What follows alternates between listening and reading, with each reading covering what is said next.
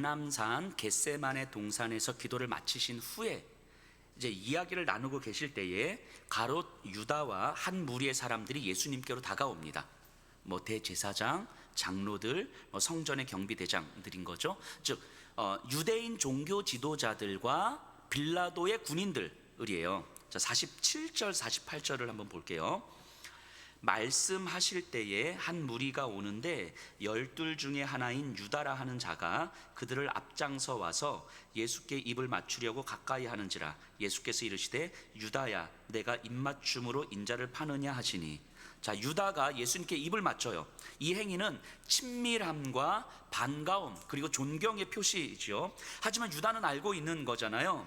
친밀함과 존경을 가장해서 예수님을 권력자들에게 넘겨주고 있는 거죠.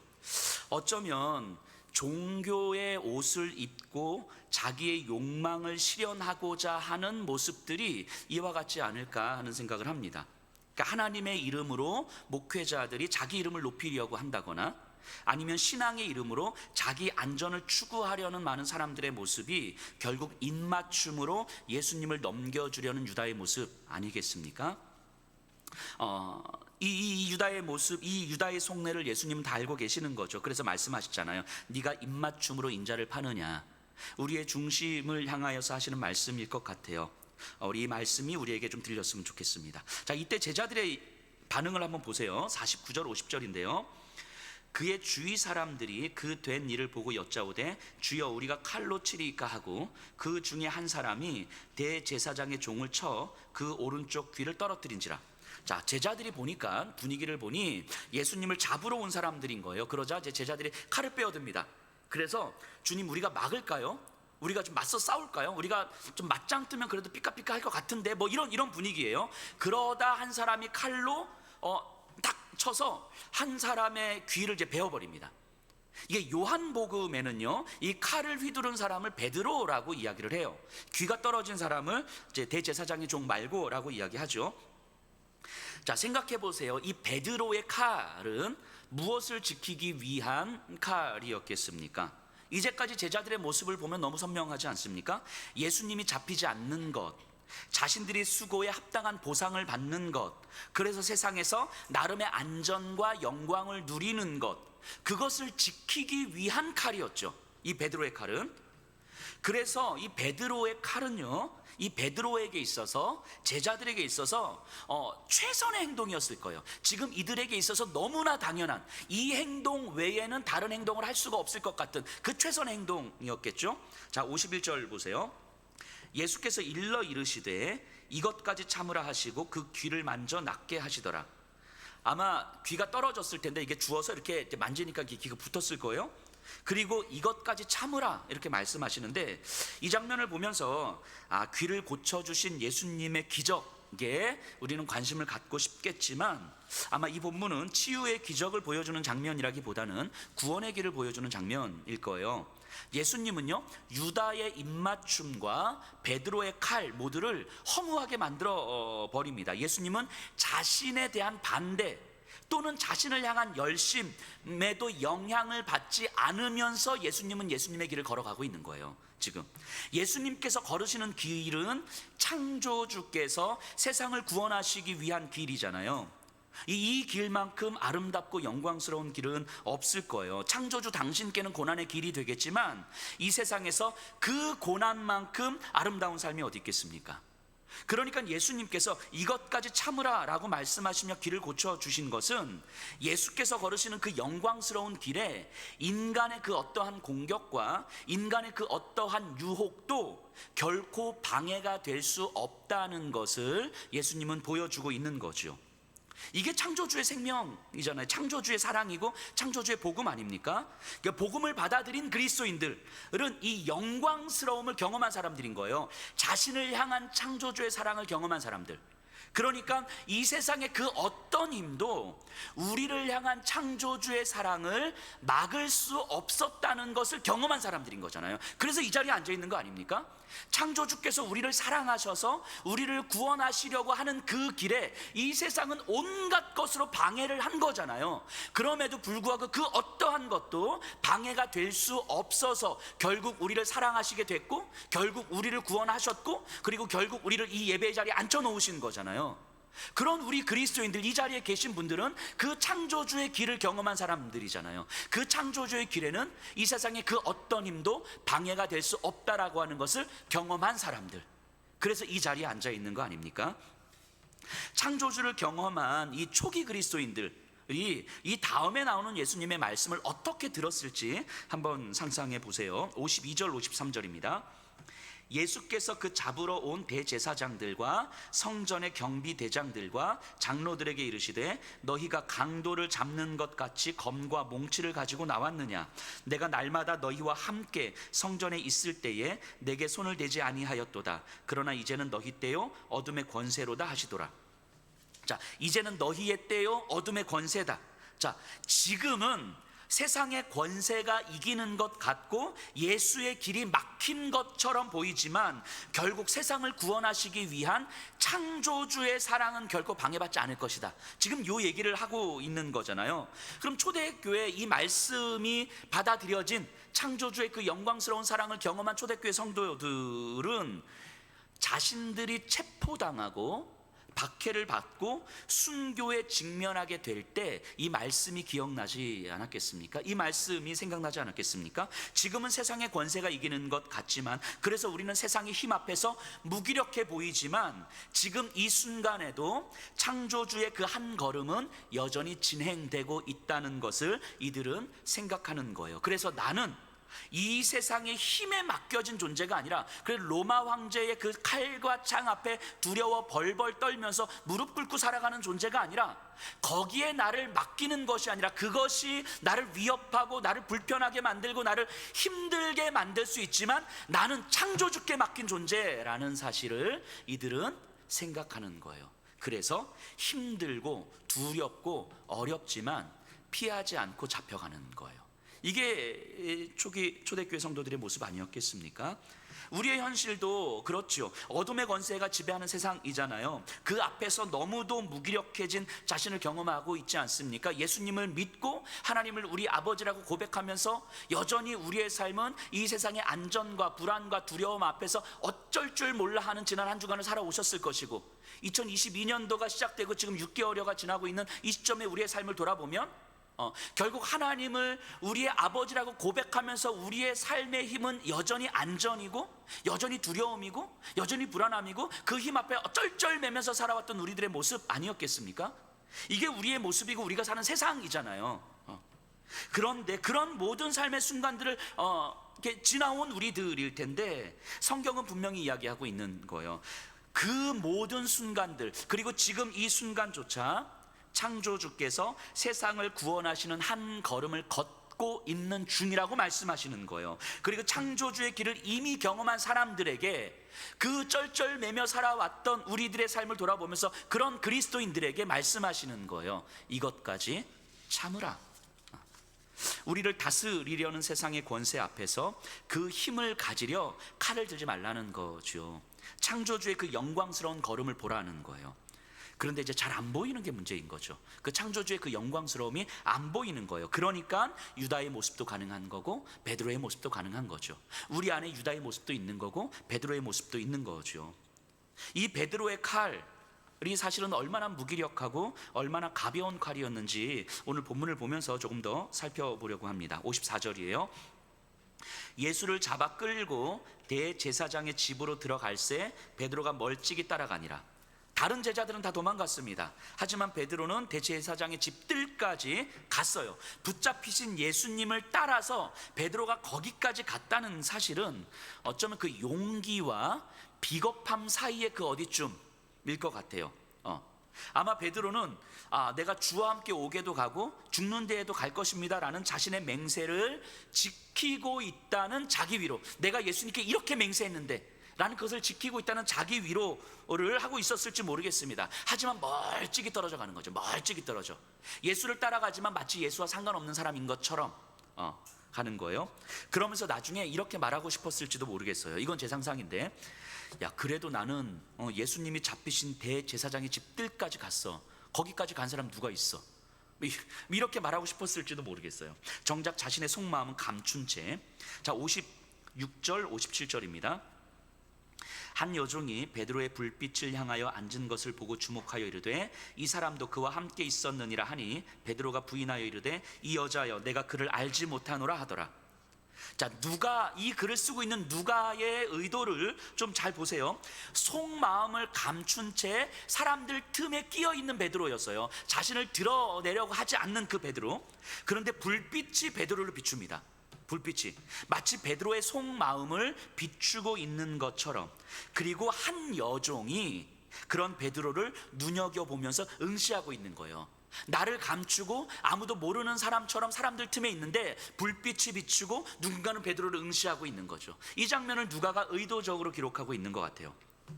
베드로의 마음 깊은 곳에 감추인 것들은 어떻게 해서든 다 드러나게 되어 있다는 걸 말하고 싶었을 거예요. 자신의 약한 모습, 드러내고 싶지 않은 그 약점, 수치, 추악함, 욕망, 이 모든 것들은 진리의 빛 아래에서 드러날 수밖에 없다는 거예요.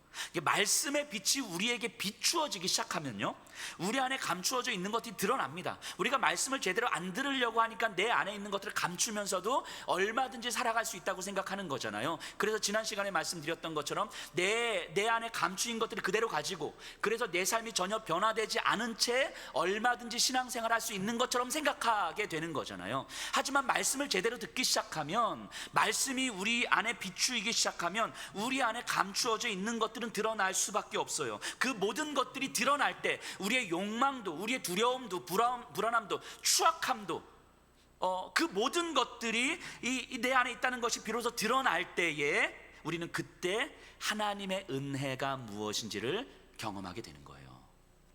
단지 그 드러나는 과정이 정말 참을 수 없는 수치와 절망을 경험하게 되겠죠. 내 안에 있는 것들이 드러날 때에.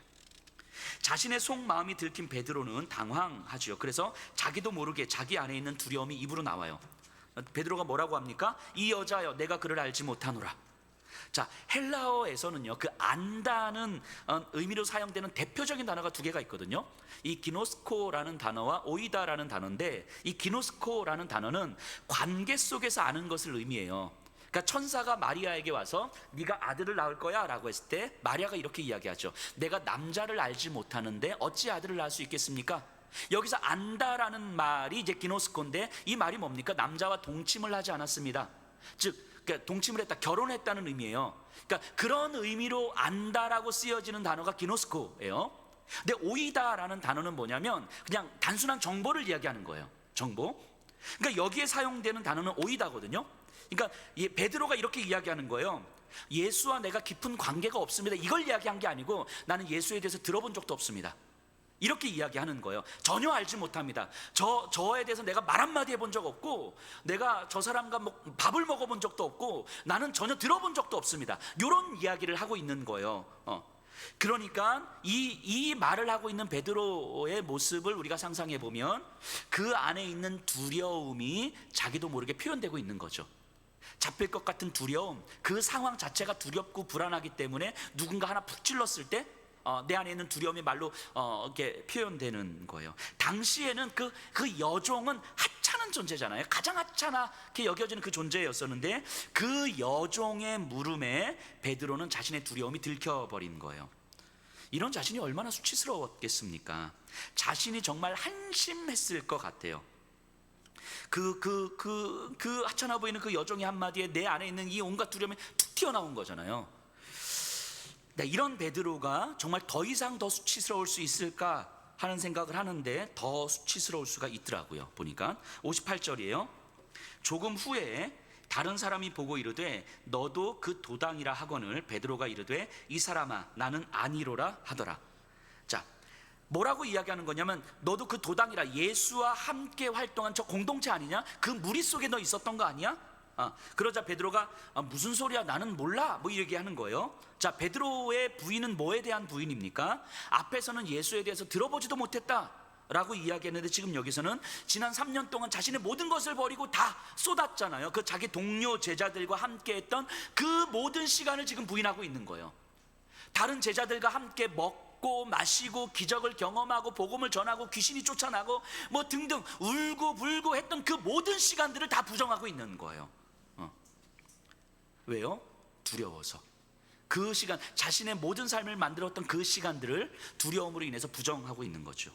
이런 자신이 얼마나 비참했겠습니까? 59절 60절이에요.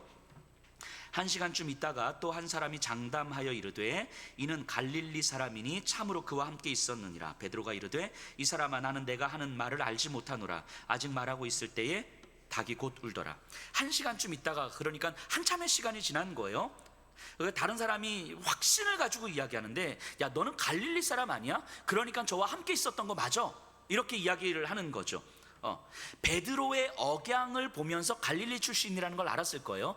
당시에 갈릴리 사람이라는 의미는 혁명주의자들을 일컫는 말이었거든요. 그러니까 예수는 갈릴리 출신이었고, 그러니까 예수와 함께 갈릴리에서 온 사람들은 이 혁명주의자들, 그래서 지금 예수가 잡히고 그 혁명주의자들은 아직 잡아야 되는 상황이 되는 거잖아요. 그러니까 베드로에게 너 갈릴리 사람 아니야? 너 예수와 함께 혁명을 꿈꿨던 사람 아니야? 이렇게 이야기를 하는 거예요. 그러자 베드로가 펄쩍 뜁니다. 나는 예수를 알지도 못하고 저와 함께도 저 혁명주의자들과도 나는 알지도 못하고, 나는 갈릴리 출신인 건 맞지만 저들과 전혀 상관없는 사람이라고 지금 이렇게 펄쩍 뛰고 있는 거예요. 예수님이 제자들에게 말씀하셨잖아요. 사단이 너희를 밀가부르듯 까부를 것이다. 자, 사단이 너희들을 그렇게 손에 넣을 것이다. 지금 베드로를 둘러싼 이 세 명의 사람들, 아니 주변의 모든 사람들은 베드로를 지금 밀가부르듯 털고 있는 거죠. 여기저기서. 그리고 베드로는 진짜 탈탈 털리고 있는 거예요. 자기도 정신 못 차릴 정도로 그냥 누가 찌르고 이야기하자 자신 안에 있는 두려움과 수치스러움 다 드러나고 있는 거예요. 지금 베드로를 생각해 보면요, 그래도 다른 제자들보다는 더 열심을 냈잖아요. 다 도망갔어도 대제사장의 집들에까지 예수님을 따라왔고, 나름 예수의 제자라고 자기 위로하면서 사람들 틈에 숨어 있었어요. 하지만 지금 베드로는 어떻습니까? 자기 안에 감추어진 두려움, 욕망, 수치스러움, 이 추악함이 세상에 다 까발려지고 있는 거예요. 다 드러나고 있는 거죠. 이런 생각하지 않았을까요? 차라리 다른 제자들처럼 도망갈 걸, 이 자리에 없었을 걸. 이런 자신이 얼마나 수치스러웠겠습니까? 자기 자신에게 얼마나 실망스러웠겠습니까? 우리 생각해 보세요. 평생을 교회에서 신실하게 신앙생활을 했어요. 30년, 40년. 그리고 사람들이 정말 믿음 좋다고 이야기했어요. 그런데 어느 순간 내 안에 있는 내 믿음이 사실은 내 두려움이었고, 내 욕망이었고, 내 추악함이었고, 그래서 어느 순간 내 안에 있는 추악함과 죄악들이 다 드러나고 있는 거예요. 그리고 그것을 사람들이 보고 있는 거예요. 이랬을 때 우리가 경험할 그 수치스러움, 우리가 경험할 그 절망, 이 부끄러움, 그게 감당이 되겠습니까? 그게 차라리 내가 사람들하고 같이 없는 것이 훨씬 더 나은. 근데 그때 닭이 울어요. 예수님의 말씀이 떠올랐죠. 닭이 울기 전에 나를 부인할 것이라는 그 말씀. 그 말씀을 하실 때 그 예수님의 표정, 눈빛, 말투, 모든 게 기억났을 거예요. 그리고 그 예수님에 대해서 절대로 나는 예수님을 떠나지 않을 거라고 맹세했던 자신의 맹세까지 다 기억났을 거예요. 자, 61절 보세요. 주께서 돌이켜 베드로를 보시니 베드로가 주의 말씀 곧 오늘 닭 울기 전에 내가 3번 나를 부인하리라 하심이 생각나서, 그리고 마침 그 순간 신문 받고 계시는 예수님이 베드로를 바라보셨고 베드로와 눈이 마주쳤어요. 예수님께 자신의 속마음을 다 들켜버렸죠. 잡히는 것에 대한 두려움, 또 예수님과 함께 했던 시간들이 허사가 되어버렸다는 실망감, 이 감정들이 자기 안에 있다는 것을 다 들켜버린 거예요. 예수님과 눈이 마주침으로. 앞서도 말씀드렸던 것처럼 사람이 정말 절망할 때가 언제겠습니까? 고난보다 더 큰 절망은 고난을 견디지 못해서 스스로에게 부끄러운 행동을 했을 때, 그때가 진짜 큰 절망이죠.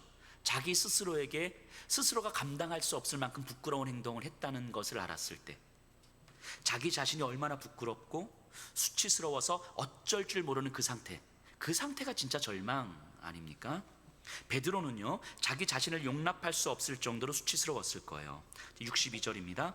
밖에 나가서 심히 통곡하니라. 베드로의 통곡은 어떤 의미였겠습니까? 회개의 통곡은 아니었을 거예요. 분명히 회개는 분명히 돌이켜야 되는 건데, 지금 이 베드로의 통곡은 돌이킴의 통곡은 아니잖아요.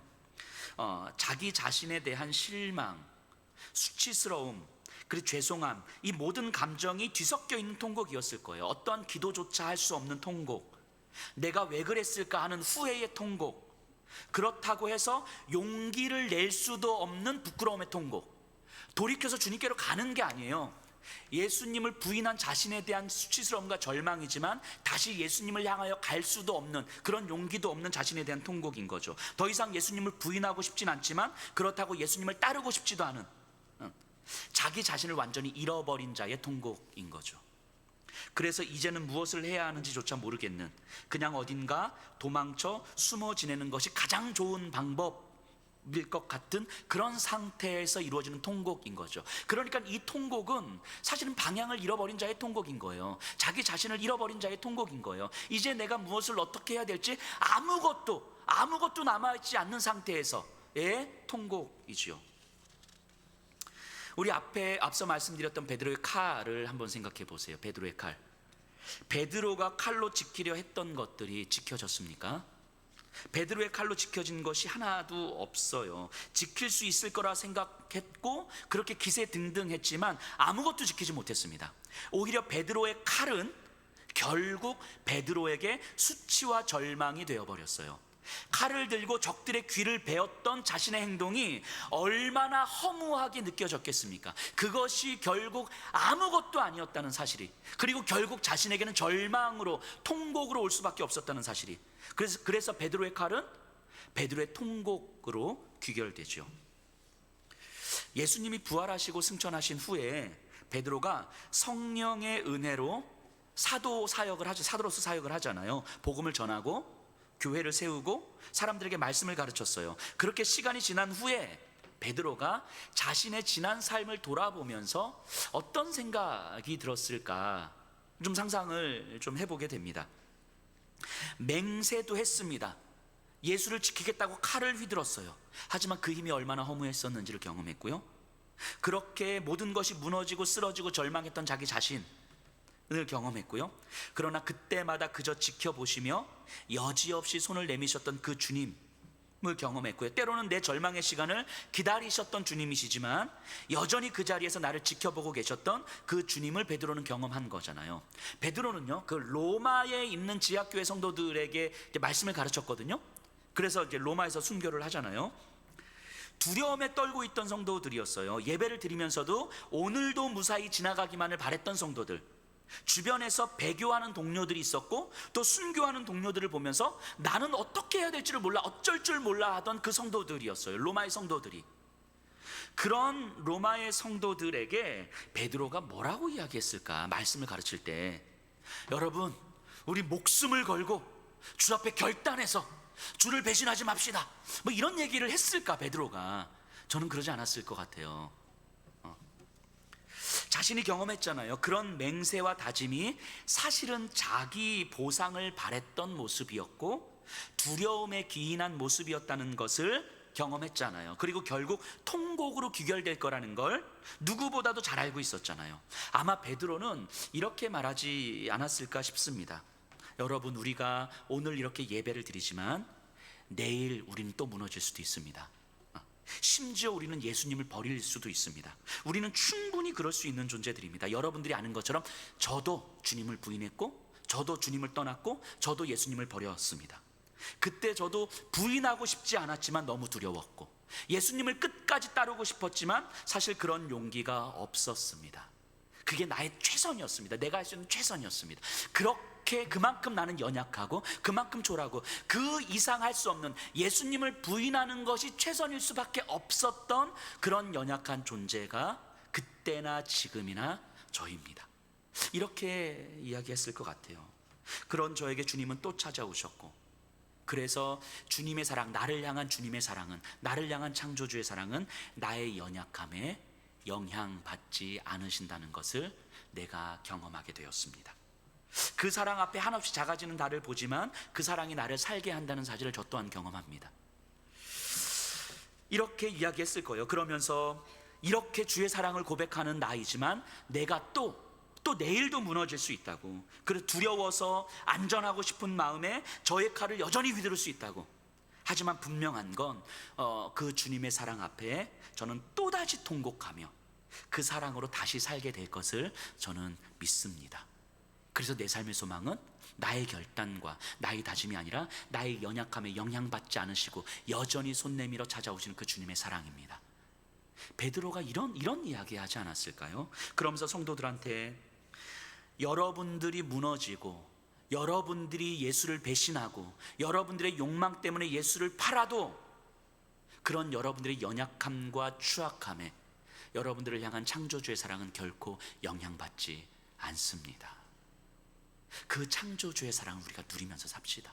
이런 이야기 하지 않았겠습니까? 그러면서 이렇게도 이야기했을 것 같아요. 교회를 떠난 동료들을 욕하지 맙시다. 예수를 배교한 동료들 욕하지 맙시다. 우리도 언제든 그들처럼 될 수 있기 때문에 그들이 다시 주님을 만날 수 있도록 우리 기도합시다. 이런 이야기 하지 않았을까요? 베드로가 로마의 성도들에게 이런 이야기를 할 때 성도들은 저는 위로받았을 것 같아요.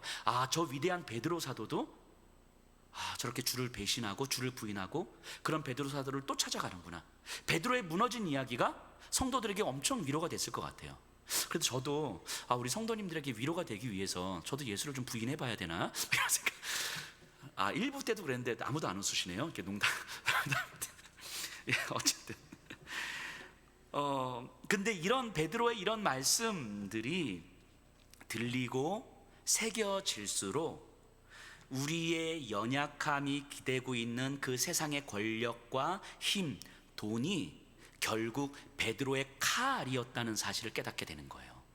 내가 연약하여서 불안하고 두려워서 기대고 싶었던 그것들이 사실은 베드로의 칼이었구나. 그리고 그 베드로의 칼은 결국 허무함으로 우리를 통곡으로 끌고 가겠구나. 연약한 우리를 확인하면 할수록 우리를 살게 할 힘은 베드로의 칼이 아니라는 사실을 점점 더 분명하게 깨닫게 되는 거예요. 창조주신 우리 주님의 사랑과 은혜일 수밖에 없다는 사실이 깨달아지는 거예요. 그렇기 때문에 베드로는요, 그 이후로도 어떠한 결단도 다짐도 할 수 없었을 거예요. 자신의 결단을 신뢰할 수 없었기 때문에, 자신의 맹세를 신뢰할 수 없었기 때문에 그렇게 결단할 수 없었겠지만, 창조주의 생명이 자신 안에서 자신을 살게 한다는 것은 더 선명하게 경험했을 거예요. 로마 군인들의 창과 칼이 창조주의 생명으로 사는 나를 위협할 수 없다는 사실을 경험했기 때문에 담대해졌을 거예요. 두려울 수 있고 무서울 수 있고 여전히 힘겨울 수 있고, 그래서 내 안에 벌벌 떠는 모습이 있을지 모르겠지만 그럼에도 불구하고 저들의 창과 칼이 내 안에 있는 창조주의 생명을 위협할 수 없고 해할 수 없고 무너뜨릴 수 없다는 것이 믿어지기 때문에 무서웠지만 담대해지는 거죠. 창조주의 생명으로 사는 나를 세상의 힘과 권력에 맡길 수 없다는 것을 점점 확신하게 되었던 거죠. 이게 베드로가 복음을 더 깊이 경험해 가는 과정이었어요. 그리고 결국 순교의 자리까지 서게 되는 거잖아요. 순교의 자리에 서게 됐을 때 두려웠을 거죠. 무서웠겠지요. 그럼에도 오늘이 마지막일지라도 그것이 두렵고 불안했지만, 그럼에도 오늘 나는 창조주의 길을 걷는 그 영광을 소망했던 거예요. 베드로는. 우리 믿음의 선배님들이 그 순교의 자리에서 얼마나 두려워 벌벌 떨었습니까? 얼마나 무서워서 정말 쩔쩔맸어요. 그럼에도 불구하고, 그 무서움과 두려움이 있었음에도 불구하고 오늘 지금 이 순간 창조주의 길을 걷는 그 영광스러움을 소망했기 때문에 무섭고 두려운 길을 기꺼이 걸어갔던 거죠. 우리 베드로가 복음을 경험해 가는 이 과정, 베드로의 설교를 들으면서 함께 복음을 경험해 갔던 그 성도들의 여정이 바로 오늘 우리들의 삶의 여정 아닙니까?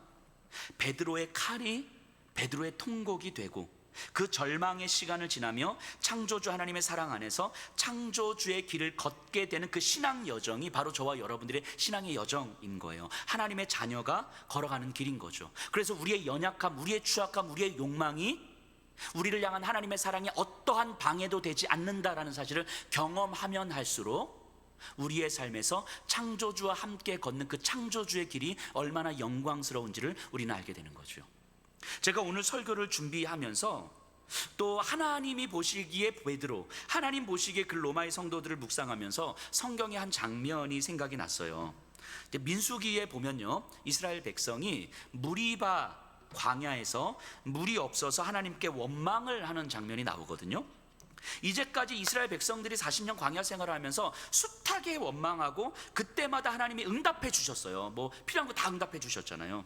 그런데 물이 없다고 또 원망하니까 모세가 이제 화가 난 거죠. 그래서 그때 모세가 반석을 뭐 2번 이렇게 딱딱 쳐가지고 이제 물을 냈단 말이죠. 그런데 이제 문제는 그 다음이에요. 하나님이 모세에게 뭐라고 말씀하시냐면, 모세에게 너는 무리바 물에서 내 말을 거역했기 때문에 너는 약속의 땅 가나안으로 들어가지 못할 거다, 이렇게 말씀을 하신단 말이죠. 이 장면이 기억나시나요? 그 민수기의 이 장면이요. 저는 이 장면을 보면서 참 의아해했거든요. 도대체 모세가 뭘 잘못한 거지? 하나님께서 반석에게 명해서 물을 내라 했는데 반석에 지팡이를 2번 쳐서 그런 건가? 아니 도대체 이게 뭐라고? 반석 2번 치든 3번 치든 이게 도대체 뭐라고? 그것 때문에 뭐 가나안 땅에 못 들어가고 이건 아닐 것 같은데, 그럼 도대체 왜 모세는 가나안 땅에 못 들어간 거지? 라는 의문이 있었는데요. 예전에 이 본문 때문에 고민을 하고 또 여러 자료를 찾고 또 어느 분의 설교를 좀 들으면서 정리가 좀 됐어요. 시편 106편에 보면 요 무리바 물 사건과 관련된 이야기가 나오거든요. 그때 거기에서 106편에서 이렇게 이야기합니다. 무리바에서 모세가 그의 입술로 망령되이 말하였도다, 이렇게 이야기해요. 자, 모세가 망령되이 말했다는 의미가 뭐겠습니까? 자, 이스라엘 백성들에게 화를 낸 거예요. 그것도 심하게. 뭐 이런 거겠죠.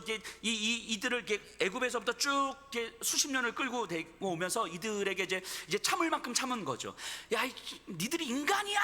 뭐 이런 거죠. 야, 니들은 진짜 양심도 없어? 뭐 적당히 해야지 말이야. 애굽에서 나올 때부터 지금까지 하나님께서 안 해준 게 뭐가 있어? 니들이 기도 안 들어준 게 뭐가 있어? 그런데 뭐가 그렇게 불평이 많고 뭐가 그렇게 원망이 많고 니들에게 먹고 사는 문제가 그렇게 중요해? 야, 이 XX들아! 뭐 이렇게 아마 좀 심한 욕을 했을 것 같아요. 아마 제가 모세였으면 진짜 더 심한, 우리가 상상할 수 있는 모든 욕을 다 퍼붓지 않았을까 하는 생각이 들어요. 하나님은요, 모세에게 그것 때문에 너 가나안 땅에 못 들어가, 이렇게 말씀하시는 거예요. 물론 우리 가나안 땅에 못 들어갔다는 이야기가 뭐 하나님 구원을 못 받았다 이런 얘기가 아니라는 건 아시겠죠? 이 의미가 뭐겠습니까? 하나님 모세에게 이렇게 말씀하시는 거예요. 모세야, 너 왜 내 새끼들한테 지랄이야? 뭐 이런 거예요. 이런 거.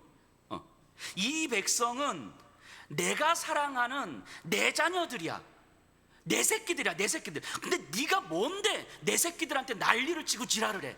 뭐 이런 얘기 하시는 거예요. 너는 내 자녀들을 잘 인도하는 역할을 맡겼을 뿐이지 네가 뭔데 내 자녀들한테, 내 새끼들한테 네가 왜 난리를 쳐? 이런 이야기를 하시는 거예요. 자, 생각해 보세요. 불순종의 연속이었던 이스라엘 백성들을 향해서 내 새끼들한테 욕하지 말라고 하나님은 호통을 치시는 거예요. 그토록 신실하게 하나님의 말씀을 따랐던 그 모세에게 호통을 치시는 거예요. 그렇게 순종했던 모세에게 호통을 치시면서까지 이 백성들 내 새끼들이라고, 내 자녀들이라고 함부로 건들지 말라고 말씀하시는 거예요. 마치 창조주 하나님께서 당신의 아들을 저주하시면서까지, 당신의 아들을 죽이시면서까지 이 죄로 얼룩진 자들을, 이 추악함으로 얼룩진 자들을, 자기 욕망으로 얼룩진 자들을 바라보면서 얘네들 내 새끼들이라고, 아무도 건들 수 없다고 이렇게 말씀하시는 거예요. 저는 이 장면을 보면서 너무너무 큰 감동이 됐어요. 저들의 연약함에 전혀 영향받지 않으시는 창조주 하나님의 그 사랑이잖아요. 저들의 불순종에, 저들의 욕망에, 저들의 추악함에, 저들의 무너짐에 전혀 영향받지 않으시는 창조주 하나님의 그 사랑, 그 창조주 하나님의 그 사랑이 경험이 되었을 때 창조주를 아버지라고 고백하는 거잖아요. 하나님을 아버지라고 고백하는 거잖아요. 그게 쉬운 일이 아닌 거잖아요. 그냥 하는 말이 아닌 거잖아요. 당신의 그 신실한 종을 호통치시면서까지, 당신의 그 사랑하는 아들을 십자가에서 죽이시면서까지 내 새끼들 건들지 말라고 했던 그 창조주의 사랑이 우리에게 들어왔을 때 비로소 우리가 할 수 있는 말이 아버지 아닙니까? 그 아버지라고 고백하는 사람들이 그리스도인이잖아요. 베드로가 칼을 휘두르든 예수님을 부인하든 하나님은 여전히 베드로를 내 새끼라고 말씀하시는 거예요. 누구도 그 어느 힘도 베드로를 지켜줄 수 없는 거예요. 오직 창조주인 나 여호와가 베드로를 지킬 거라고 말씀하시는 거예요. 그리고 베드로는 로마의 성도들이 하나님의 사랑하는 자녀라는 걸 누구보다도 잘 알고 있어요. 창조주 하나님 외에 누구도 이들을 지킬 수 없는 거예요. 그리고 로마의 성도들도 그 사실을 깨달은 거예요.